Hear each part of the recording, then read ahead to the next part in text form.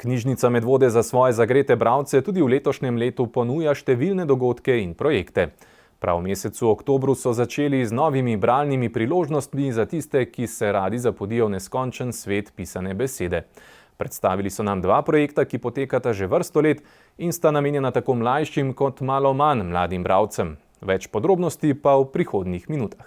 Knjižnica Medvode vabi vse člane, da se vključijo v bralno značko za odrasle, poimenovano Beremo na Sotočju, ki poteka v knjižnici Medvode že 10.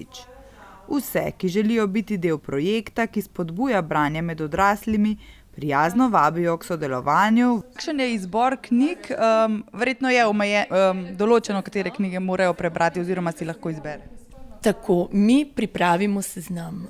Vsako leto je kar nekaj naslovov na izbiro, se pravi 80, tako da ni izgovorov, da je premalo gradiva na izbiro. Pač nabor naredimo zato, da se tudi lažje mogoče bralci orientiramo in se pa tudi tega držimo, da iz tega izbora preberejo 5 knjig. So pa različne in sicer 67 naslovov je leposlovnih. To pomeni, da so romani družbeni, tudi kriminalni, zgodovinski, eseji se vmes najdejo, biografski romani, tako da je za vsakega nekaj. 13 naslovov pa je strokovnega gradiva. Izbor knjig je pester in raznolik, pri izbiri pa vam bodo z veseljem pomagali zaposleni v knjižnici. Sodelujejo lahko člani knjižnice Medvode, stari 18 let in več. Izberejo knjige seznama, jih preberejo in oddajo kartonček. Za opravljeno bralno značko je potrebno prebrati 5 knjig. Kako preverite, če so udeleženci res prebrali knjigo? Vemo, v osnovni šoli naredimo obnovo knjižničarki, kako pa pri odraslih to preverjate? Tako, pri nas obnove ni.